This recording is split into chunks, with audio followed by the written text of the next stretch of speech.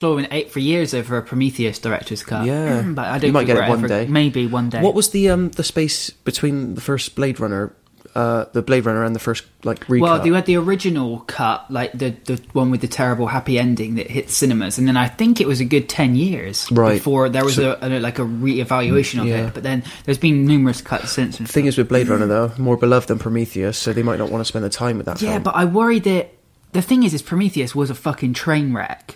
In my personal opinion, I know you kind of. I don't. I enjoy watching it. I think it's there's not a lot of depth. Is my main issue. Yeah. It's a pile of shit. There's a great story in there, and they filmed this great story, but it's just so heavily. Well, he didn't have any say in the editing, did he? No, allegedly. the editing was. They make some of the members look dumb. Yeah, everything comes across stupid because nothing really makes sense because scenes are missing. But when you mentioned that the stuff on the walls as they're walking by, like the story it kind of tells when you said that guy wrote the essay on it. The original cut. That is incredible. It is incredible. It's an amazing sci-fi tale about like melding together the Christian stories and melding them into like a realistic sci-fi plot, and all that stuff is just washed over because all of the stuff for a slasher that is cut out. They just swiped it out. Make it more simpler so the audience can understand the basic story, but no, I want to tell this really rich layered story. No, can't do that, mate.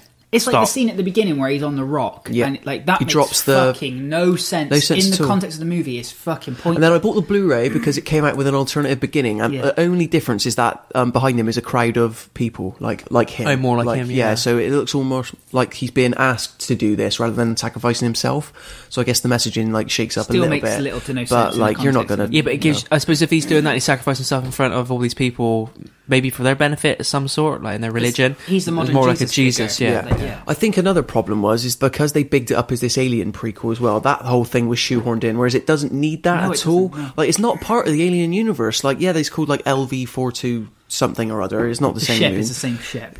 Yeah. Well, no, because they touched down on a different. Is the same ship, though, isn't it? I thought that was the point. It doesn't take place on LV-426. It doesn't take place on that moon. It takes place. It's really weird. Like really similar. But so I thought the crash ship was the alien ship from Alien that crashes at the end of Alien 1. I thought that as well. I thought that was the point. So, right, here we go. You ready for this? No. Just going back to our Prometheus point. Even though the worlds and the crashed/landed ships resemble each other, Prometheus is set on a planetoid with the designation LV-223, while Alien takes place on LV-426. According to Ridley Scott, the two planetoids are in the same star system. Oh my god. There you go. What so it's even further removed. That's what I mean. What so you had this opportunity to make it the same. Why do that? Why fucking do that? Then just get Ridley Scott on the phone. I would love to. No, honestly, I would love to talk to him just to be like, what the fuck, man? Seriously, like you commit to it's in the same universe. Yeah, this was all before. Like it's in the same universe. We're crash shit, blah blah blah. Then why go? It's a different planet.